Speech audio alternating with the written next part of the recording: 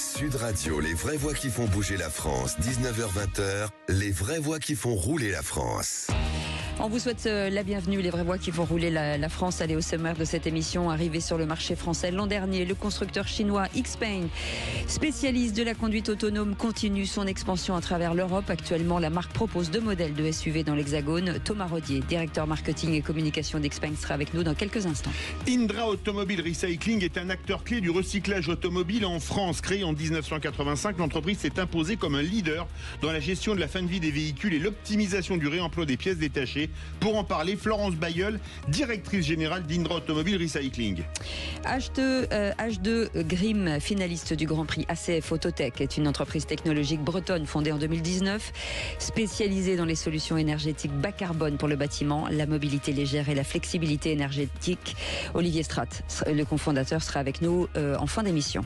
On vous souhaite la bienvenue, c'est les vraies voix qui font rouler la France. Les vraies voix Sud Radio. Et on en profite pour vous dire que demain matin à 8h30, Benjamin Glaise recevra un invité exceptionnel, Philippe Tabarot, ministre des Transports, puisqu'on parle automobile. Et au 0826 300 300. On a pour l'Union européenne, quelqu'un qu'on aime beaucoup, Sylvain Resser, rédacteur en chef automobile au Figaro. Bonsoir Sylvain. Bonsoir Sylvain. Bonsoir Philippe, bonsoir Cécile. Alors, comment allez-vous ? Très bien. Alors l'Union européenne, par la voix de Stéphane Séjourné, a annoncé hier son plan pour relancer une industrie automobile, je cite, en danger de mort.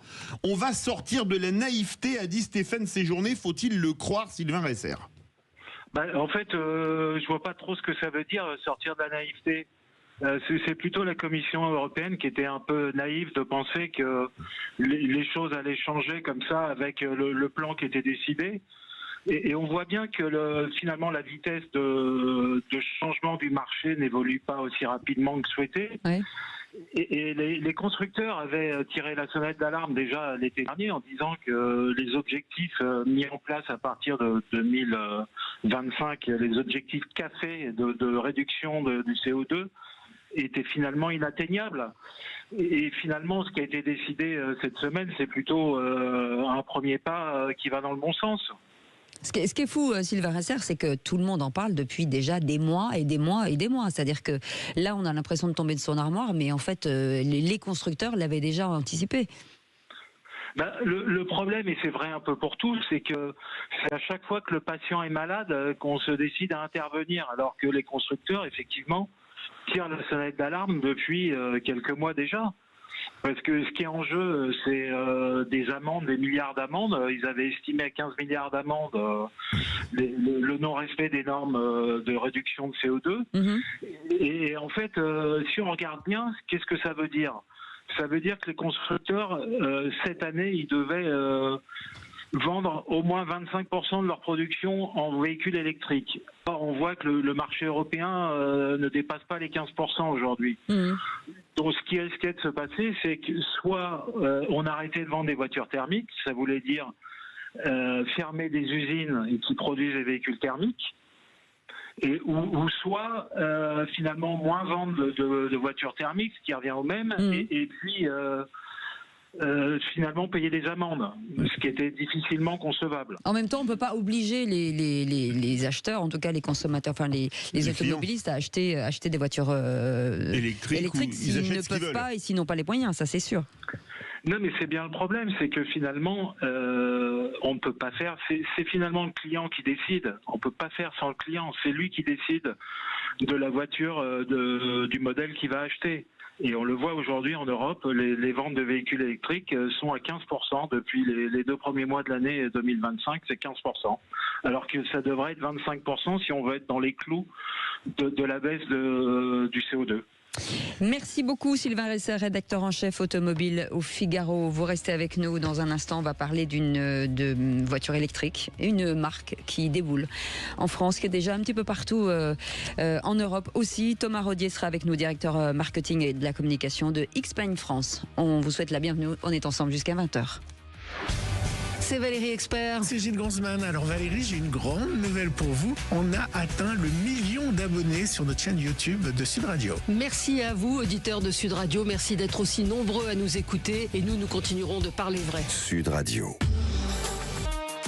Sud Radio, les vraies voix qui font bouger la France, 19h-20h, les vraies voix qui font rouler la France. Les vraies voix qui font rouler la France jusqu'à 20h avec Philippe Davine et notre invité du jour, Thomas Rodier, qui est avec nous, directeur marketing et communication de Xpeng France. Bonsoir, merci d'avoir accepté notre invitation. Alors déjà, on va revenir sur l'historique de Xpeng, qui n'est pas un jeune, en tout cas une jeune société, puisqu'elle existe depuis déjà très longtemps en Chine, mais sur un autre modèle. Alors à l'échelle de la Chine, parce que très longtemps, on a 10 ans, on a fêté nos 10 ans l'année dernière. Non, parce qu'on a toujours l'impression que ce sont des nouveaux constructeurs qui viennent d'ouvrir, mais non. Non, ça fait 10 ans qu'on a commencé à développer des voitures sur la base d'un logiciel. C'est là où maintenant le monde automobile commence à partir du logiciel. Notre fondateur, Monsieur Xiaopeng, qui a donné son nom à la marque, Xpeng est une contraction de Xiaopeng. Et lui, il a tout de suite vu que ça allait bouger au niveau de l'électrique en Chine, puisque... Je ne sais pas si les gens le savent, mais aujourd'hui, en Chine, vous ne pouvez plus acheter de voitures thermiques. Il y a un nombre de plaques d'immatriculation qui est maintenant en circulation et qui ne grossira plus. Donc, ils ont réglé un problème de CO2 dont vous parliez juste avant.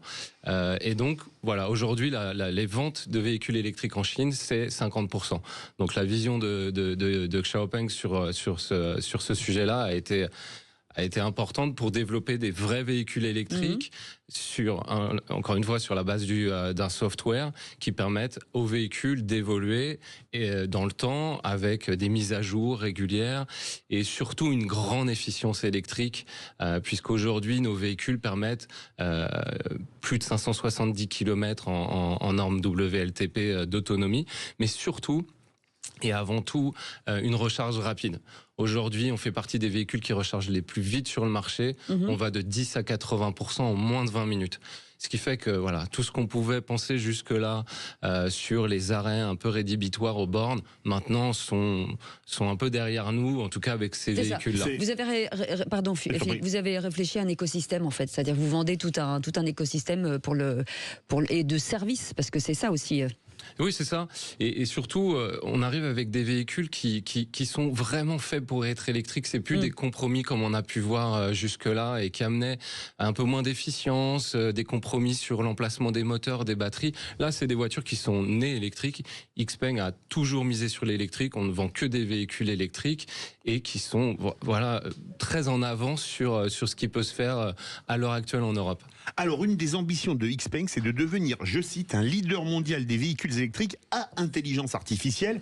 Qu'est-ce qu'un véhicule à intelligence artificielle ? Alors là, on va parler de conduite autonome. Aujourd'hui, c'est vrai que pour pouvoir alimenter toutes les données que doit gérer un véhicule en permanence pour pouvoir conduire de manière autonome, il faut de l'intelligence artificielle. Aujourd'hui, on se rend malheureusement pas compte en France qu'on est très restreint sur les normes, mais en Chine, nos véhicules sont beaucoup plus autonomes, peuvent s'arrêter à un feu rouge, redémarrer à un feu rouge, trouver leur chemin dans des environnements de circulation très compliqués avec des gens qui marchent sur la route, des véhicules qui n'ont rien à faire à l'endroit où ils sont.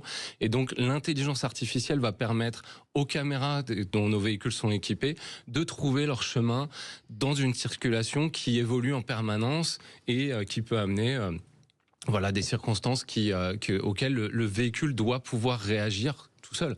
Et c'est ça vraiment la révolution. C'est votre gros sujet sur la voiture autonome finalement. Vous êtes peut-être plus en avance que les autres aujourd'hui. On est leader effectivement en Chine sur ce sujet-là. D'ailleurs, on fait même des clins d'œil à nos concurrents qui arrivent pour tester des nouvelles technologies en Chine. Nous, on est vraiment pour une mobilité intelligente et qui doit se démocratiser. C'est aussi ce qu'on propose aujourd'hui. On propose des véhicules haut de gamme, mais surtout de haute technologie que les gens vont pouvoir finalement s'offrir. Et c'est un peu ça, l'arrivée des marques chinoises. C'est ça aussi que ça doit déclencher. Ça doit enclencher un peu plus de concurrence. Et puis, un choix nouveau pour les gens. Jusque-là, c'est vrai que rouler en électrique vous laissait assez peu de choix finalement sur les véhicules disponibles. Et là, on vient en se positionnant comme étant vraiment une alternative sérieuse à ce qui existait de mieux sur le marché en électrique jusque-là. Alors aujourd'hui, vous avez deux SUV sur le marché français, le G6 et le G9. On commence par le plus petit, le G6. Quelles sont ses principales caractéristiques? Alors le G6, il fait 4,70 m, c'est un véhicule familial, un SUV coupé, qui a un peu une forme de goutte d'eau, qui est donc très efficient, qui va vous permettre de faire plus de 500 km, et surtout, encore une fois, qui va remplir cette promesse de la charge rapide. S'il n'y a rien de plus frustrant de s'arrêter pendant un long trajet, devoir attendre que son véhicule charge. Là, en moins de 20 minutes, vous avez récupéré de 10 à 80%. Et donc, l'arrêt, finalement, devient un peu indolore. Parce que vous pouvez faire le test, s'arrêter dans une station-service, ça prend toujours au moins 20 minutes entre le café et les toilettes. Donc en fait, et puis ça devient une obligation, on ne fait pas des grands trajets sans s'arrêter. Voilà, exactement, puisque la sécurité routière effectivement recommande de s'arrêter. Donc vous allez faire des trajets de 300 km tranquillement, sans vous soucier de votre autonomie. Vous allez recharger, vous allez repartir. Et c'est ça en fait qui change dans la perception que les gens pouvaient avoir vis-à-vis de leur passage éventuel à l'électrique. Évidemment, c'était légitime à une certaine époque d'avoir peur de passer à l'électrique. Aujourd'hui, toutes les stations-service sur les réseaux autoroutiers ont des charges rapides. Donc c'est fabuleux. Et puis quand vous vous arrêtez avec un Xpeng à une borne et que vous chargez à 300 kW comme c'est le cas du G9, il se passe un truc incroyable, c'est que tout le monde vient regarder le petit écran du chargeur pour voir à quel point ça charge vite et à quel point voilà, on a effectivement de l'avance sur ce sujet-là.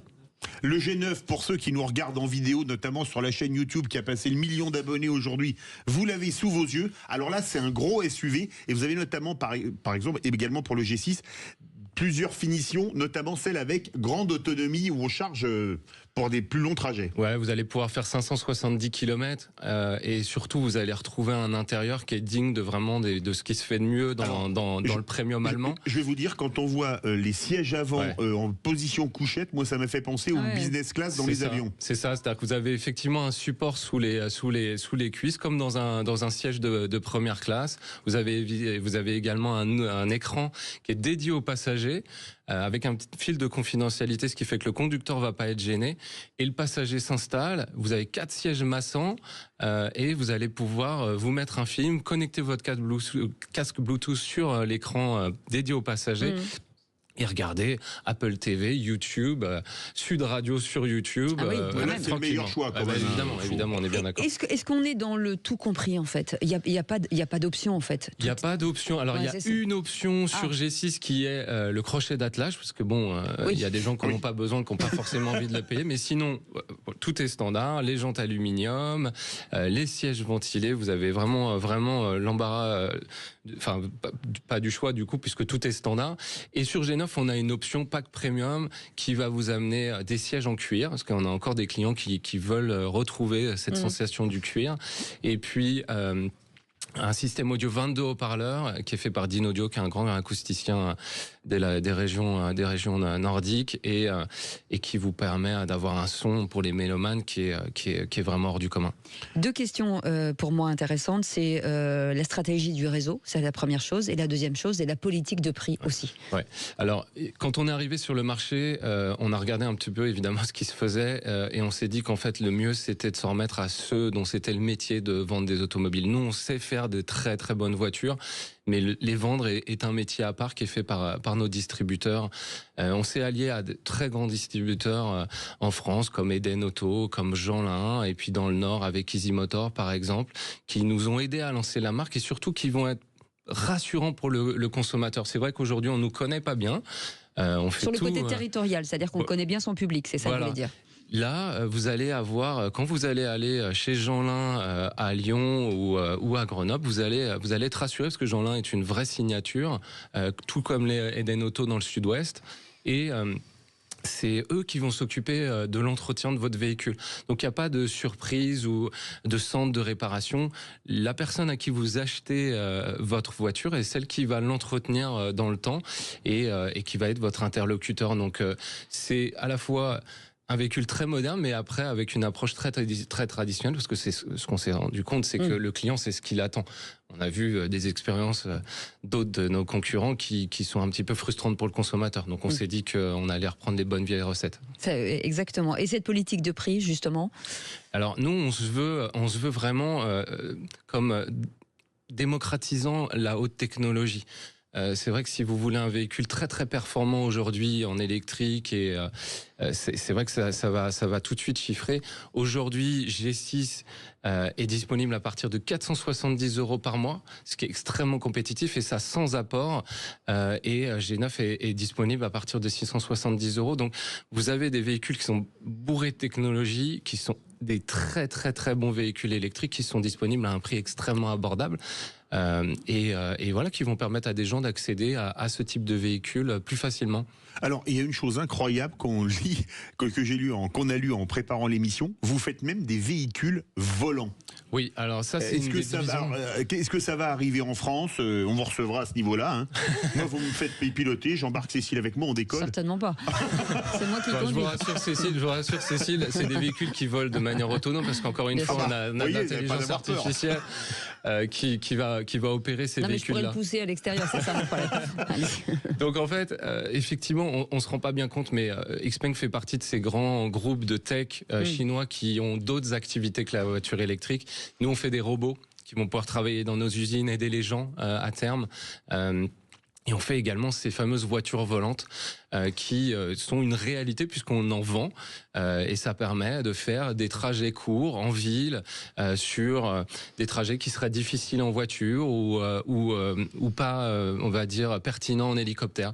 Et donc, vous allez monter dans votre voiture volante, c'est un peu ce qu'on appelle les taxis volants, comme l'était la promesse qu'on a eue pendant les JO, qui malheureusement s'est pas transformée.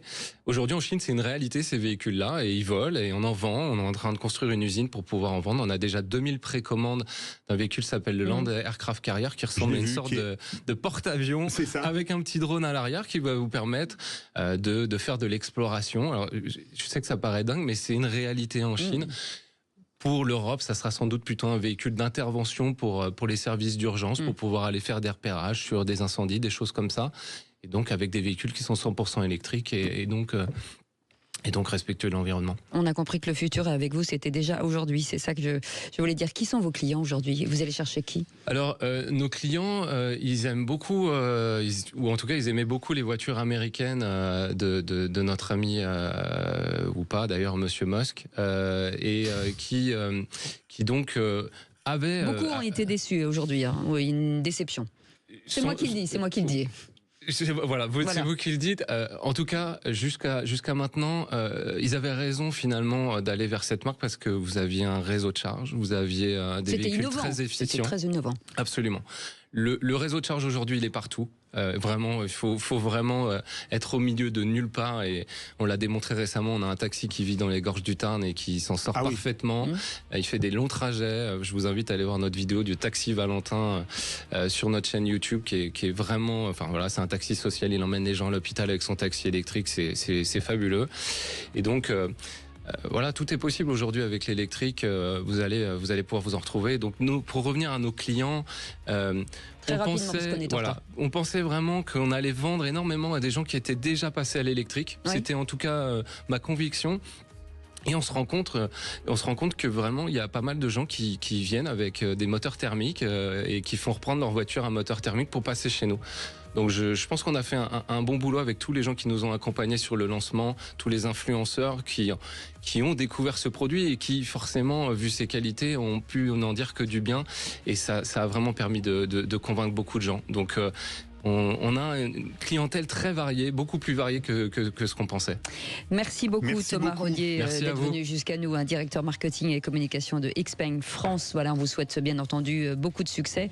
Dans un instant, on fait une petite pause et puis on reviendra sur Indra Automobile Recycling qui veut progresser sur le recyclage automobile. Ce sera dans un instant, soyez les bienvenus. On est ensemble jusqu'à 20h.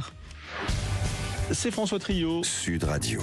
Ça y est, Sud Radio a touché le million d'abonnés sur YouTube. Merci à vous de nous être fidèles et à très bientôt sur l'antenne de Sud Radio. Parlons vrai.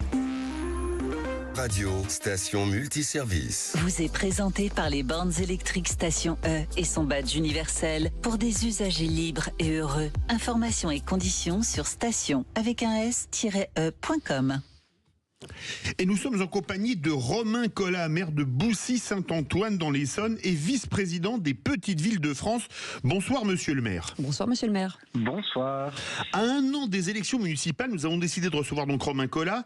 Quelles seront les priorités en matière de mobilité, de transitions énergétiques et numériques ? C'est celles qui sont partagées globalement par l'ensemble des territoires, singulièrement les petites villes qui sont moins souvent que les cœurs de métropole dotées d'infrastructures de transport lourds. Donc en matière de mobilité, la priorité, c'est évidemment de faciliter le déplacement de nos concitoyennes et de nos concitoyens, les déplacements, et de les faciliter autant que faire se peut de façon décarbonée. Ça veut dire évidemment pour les petits déplacements favoriser autant que faire se peut les circulations douces. Ça suppose des aménagements, ça suppose le développement de politiques publiques qui favorisent le déplacement par les circulations douces. C'est le développement de l'offre de transport en commun et l'intermodalité. Quand on a besoin, par exemple, dans un territoire comme le mien, en banlieue parisienne, d'aller prendre le RER, il faut qu'on permette potentiellement aux habitantes et aux habitants de rejoindre la gare à vélo et donc offrir des emplacements sécurisés de stationnement pour les vélos. Si possible, si c'est des VAE, des vélos à assistance électrique, des emplacements où on peut les recharger. Et puis, c'est accompagner dans l'ensemble des territoires, évidemment, l'électrification du parc automobile parce que la voiture individuelle ne va pas disparaître. En revanche, nous savons qu'elle est appelée à se décarboner et donc il faut qu'on facilite l'électrification de ce parc auto. Et pour porter des projets, on le sait, il faut être innovant en matière de finances et d'investissement, mais que pensez-vous, vous, de l'investissement privé, par exemple ? L'investissement privé, c'est d'abord la majeure partie de l'investissement dans notre pays. C'est le principe d'une économie de marché. Mais le rôle de la puissance publique en matière d'investissement privé, c'est de faciliter celui-ci lorsqu'il est vertueux. Et donc, quand les intérêts privés croisent l'intérêt public et permettent de développer, de déployer des outils qui permettent de répondre à des grands objectifs de politique publique, on a vocation à l'accompagner, évidemment. Dans votre ville de Boussy-Saint-Antoine, vous avez accueilli Station E. Quel est l'impact pour la ville, les usagers ? Expliquez-nous. Le partenariat avec Station E, nous l'avons noué il y a plusieurs années. L'impact sur les usagers, c'est le déploiement de bornes de recharge de véhicules électriques rapide. Le partenariat avec Station E nous a permis de déployer assez rapidement, plus rapidement que dans les villes alentours, des bornes de recharge de véhicules électriques et donc d'accompagner cette électrification que j'évoquais tout à l'heure parce qu'on peut inciter nos concitoyens à passer aux véhicules électriques si on n'est pas en capacité sur l'espace public dans les lieux qu'ils fréquentent tous les jours de leur permettre des recharges et à des prix compétitifs. On fera faux bon. Et donc le partenariat avec Station E, il nous a permis de déployer, sans engager d'argent public, parce que c'est le modèle économique de Station E, de déployer des bornes dans les lieux de vie, là où les habitantes et les habitants se déplacent quotidiennement, pour leur permettre de recharger les véhicules électriques et donc pour leur permettre de les accompagner dans cette transition indispensable. Eh bien, merci beaucoup en tout cas Romain Collat, maire de Boussy-Saint-Antoine dans l'Essonne et vice-président des Petites Villes de France. Merci à vous. Allez, vous restez avec nous. Sud Radio, station multiservice. Vous a été présenté par les bornes électriques Station E et son badge universel pour des usagers libres et heureux. Informations et conditions, station avec un s-e.com.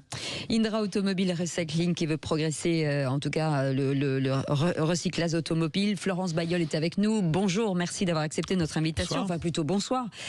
Directrice générale d'Indra Automobile Recycling. C'est quoi exactement ? Racontez-nous. Bonsoir, tout d'abord, merci de nous recevoir.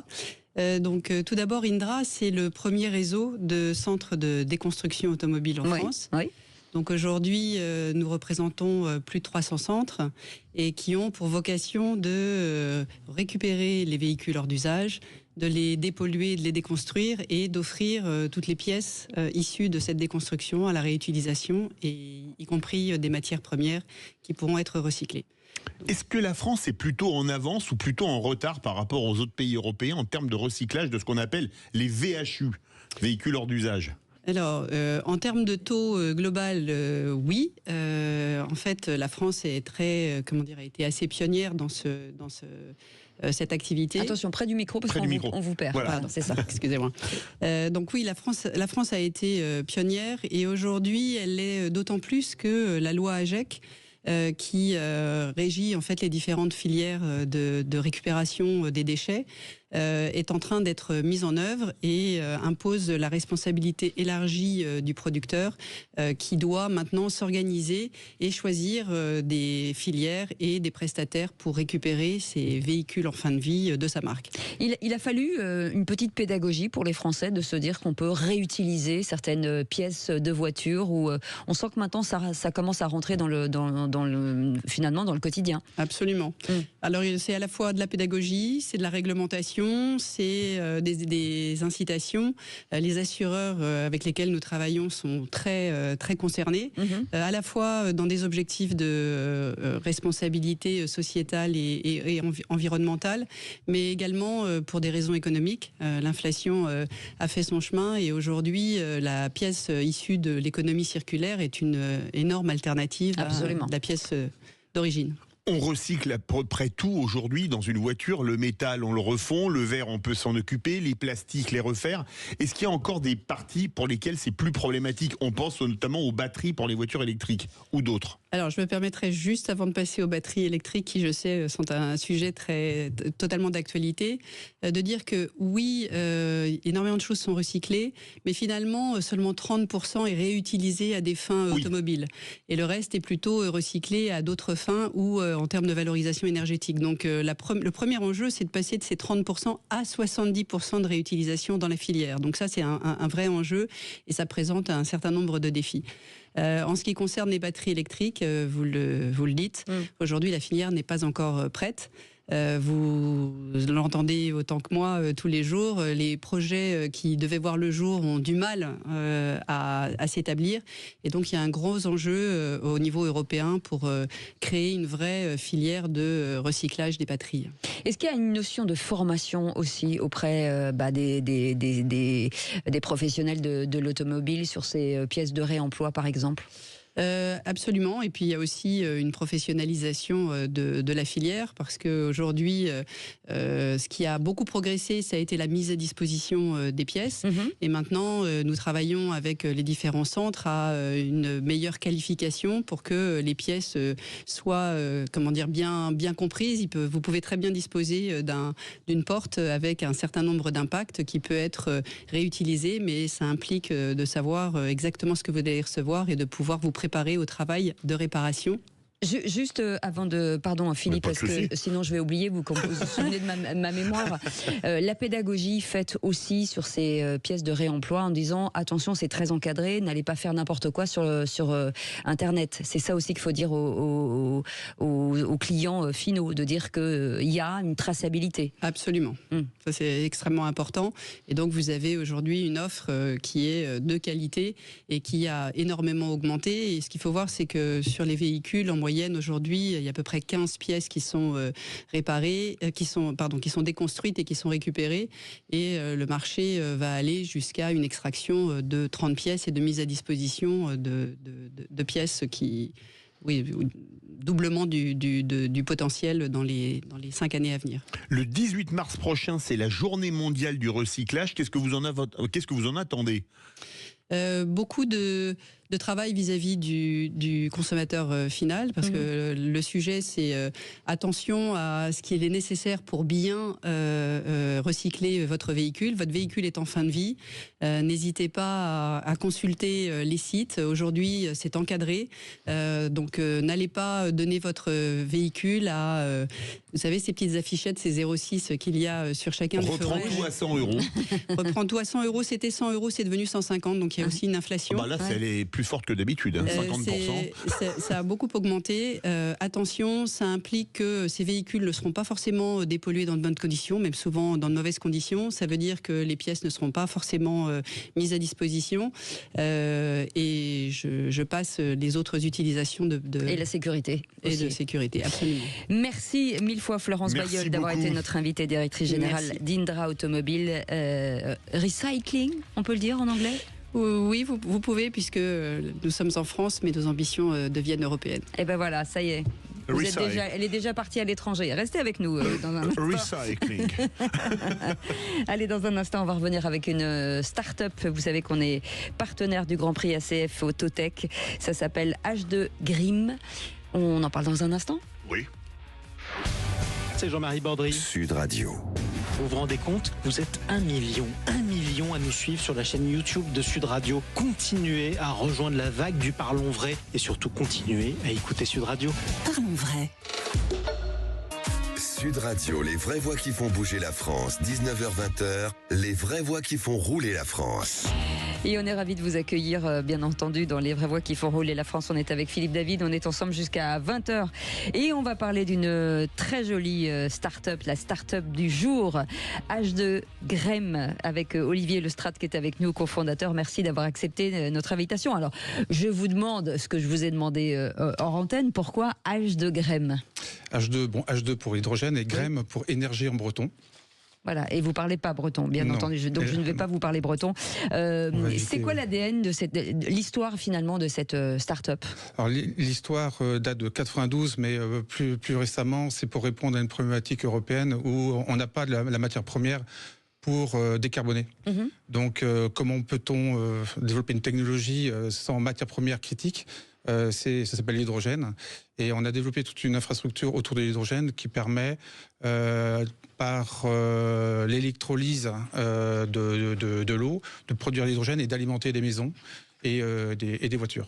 Pourquoi l'hydrogène? C'est quoi que c'est un levier primordial ou très intéressant pour la transition énergétique selon vous? Oui, tout à fait. Donc l'hydrogène, c'est une molécule qui se retrouve partout dans l'univers. C'est une molécule qui est très simple à être utilisée, à être produite sur place, et qui ne demande pas ou très peu de matières premières critiques, telles que tout à l'heure on parlait de véhicules électriques. En Europe, il y a 10 millions de véhicules immatriculés par an. Donc dans le plan qui est le tout électrique en 2035, si on devait entièrement passer à l'électrique, ce serait plus de 40 millions de tonnes d'extraction minier. Si on faisait le tout électrique. Si on fait le même parallèle en passant en tout hydrogène, ce serait moins de 1 million. Alors je ne dis pas qu'il faut passer au tout hydrogène. Mais au moins qu'on ait une alternative. Voilà, c'est ça. Donc c'est simplement il y aura une hybridation parce que les usages sont multiples. Alors vous avez de grandes ambitions, puisque votre ambition justement c'est d'être à environ 1500 stations à horizon 2030. 2030 c'est demain. Alors 2030 c'est demain, mais en fait c'est très très peu. Le besoin il est colossal. En Europe, il y a plus de 120 000 stations de carburant et que 250 de stations hydrogène. Imaginez l'écart. Donc, on n'a pas 100 ans comme on a pu prendre le temps pour fabriquer les stations de carburant. On a 5 ans, 10 ans devant nous. Donc, il faut aller très très vite. Et la réponse de H2Grem permet justement de répondre à l'accélération du déploiement des infrastructures pour la mobilité légère et bas carbone. Ah bah oui, justement, vous proposez des solutions pour le bâtiment, la mobilité, flexibilité énergétique. C'est quel rapport avec la construction, par exemple? Alors le rapport, c'est qu'on considère donc la voiture, c'est un peu la liberté, et la maison, le bâtiment, c'est la sécurité. Aujourd'hui, on considère que c'est un tout, et donc pouvoir proposer une solution de remplissage énergétique bas carbone et à faible impact pour la maison, pour son entreprise, pour sa voiture, c'est essentiel. D'autant plus que c'est une solution, l'hydrogène est une solution aussi souveraine. Ne pas dépendre de matières tiers, c'est renforcer la souveraineté. Alors, c'est très d'actualité. Oui, justement, H2Grem se distingue comment des autres acteurs du marché de l'hydrogène? Il y a quelques pompes à hydrogène, il y en a une à quelques centaines de mètres d'ici d'ailleurs. Alors le point différenciant notable, donc la chaîne de valeur complète sur de l'hydrogène, c'est produire, comprimer et transformer. Et donc le point faible, le maillon faible, c'est la compression. Donc on a travaillé sur la compression. 100% aujourd'hui des stations de production d'hydrogène utilisent de la compression dite mécanique. Donc c'est bruyant, c'est polluant, et ça demande énormément d'entretien. C'est très coûteux à l'entretien. Et donc c'est quelques euros en trop qui pourrait être évité. Donc on a travaillé sur ce point faible et on a trouvé la solution qui est la compression électrochimique. Donc ça permet de comprimer à très haute pression, 100, 500, 1000 bars. On a fait des essais pour s'amuser parce qu'on est des ingénieurs à 1500 bars. Mais ah oui, 1500 bars. Oui. Ah oui, 1500 fois la pression atmosphérique, c'est quand même pas mal, oui. Oui, alors ça peut faire peur, mais dans le chiffre. Dans le chiffre, mais vous savez que dans le diesel, dans les moteurs, la rampe d'injection, c'est 1500 à 2000 bars. Oui, donc ce sont des pressions qui sont très maîtrisables et qui sont connues aujourd'hui. Mais donc voilà, donc c'est L'hydrogène pour nous est un vecteur fort et d'avenir, visiblement. Ouais. Mais quand on parle des automobiles, on a souvent dit que l'hydrogène, ce serait forcément ou pour les trains ou pour les camions, parce que les réservoirs étaient beaucoup plus importants. Oui. Comment on fait aujourd'hui dans une voiture avec de l'hydrogène sur les longues distances, par exemple? Alors, les orientations qui ont été données, c'était par rapport à la technologie existante. Et donc, la compression mécanique a une très forte vertu, c'est qu'elle est en capacité de produire de l'hydrogène et de comprimer très rapidement, mais en masse. Donc, c'est pour ça qu'on a pointé vers les bateaux, le transport lourd. Et donc, le transport léger n'était pas pointé parce que la technologie n'existait pas. Oui. Avec la technologie H2GREM, on a permis de le faire à tel point que notre solution a été déployée pour Toyota durant les Jeux Olympiques. On a développé en une journée 3 stations de production et ça a permis de répondre aux 3 contraintes qu'ils avaient, qui n'étaient pas du transport de l'hydrogène, parce que c'était interdit. Oui. Avoir une solution silencieuse parce qu'on est en plein centre-ville de Paris, et avoir une qualité optimale, la plus pure de l'hydrogène, parce qu'ils utilisent des piles à combustible très performantes. Donc on a pu répondre aux 3, et ce qui fait qu'aujourd'hui on est un partenaire très fort avec Toyota. Pourquoi on n'a pas inventé ça, nous, Philippe? On aurait dû. Mais peut-être qu'on n'avait pas les neurones. Hein. Surtout moi. Vous avez levé 7 millions d'euros récemment. Oui. Ça vous permet de vous développer dans quel axe? L'axe commercial et de production. Donc jusqu'à présent, on était en R&D, donc pendant 5 ans. Recherche et développement, oui. Donc on a fait sur fonds propres, etc. Donc pour accélérer la partie de développement commercial, il nous a fallu trouver de l'argent. Donc on a levé ces 7 millions et ça a permis d'investir dans une équipe commerciale, dans le marketing et dans la première chaîne de production. Merci en tout cas. Vous êtes, je le rappelle, avec H2GREM, finaliste du Grand Prix ACF Autotech. La finale le 2 avril prochain. Ce sera en direct sur Sud Radio. Et on y sera d'ailleurs a priori. Absolument. Ce sera à l'Automobile Club de France. Beaucoup Olivier Lestrade, cofondateur de H2GREM. Merci d'avoir accepté notre invitation et on permute tout de suite. Et je pense que c'est la seule entreprise qu'on a eue qui a un nom breton quand même. Grem, ça c'est pas mal. Énergie en breton. Et Lionel Russo, c'est pas breton? Non. Ça pourrait l'être. Si vous me le demandez, ça peut l'être tout de suite. Écoutez, moi, je m'adapte à toutes les situations. Vous aimez le Kouign-Amann? Voilà. Ah, j'adore ça. Oui. C'est pas très bon pour la ligne, mais j'adore le Kouign-Amann. Ah si, c'est très bon pour la ligne. C'est très bon pour la courbe, c'est différent.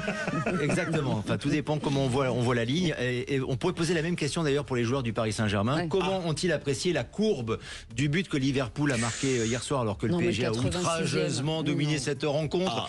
Mais oui, mais c'est toujours la même histoire. Quand on est une grande équipe et qu'on domine un match, eh bien on le gagne ce match. Non, mais moi je suis d'accord. Moi j'ai eu l'impression de voir Jean-Claude Duss contre Alain Delon. L'un toujours sur le point de conclure, il tire 27 fois au but, ça rentre jamais. L'autre il arrive, un tir, un but. Voilà. Philippe, vous êtes un samouraï. Et on en parle tout à l'heure à partir de 20h dans notre émission. Allez, à tout de suite.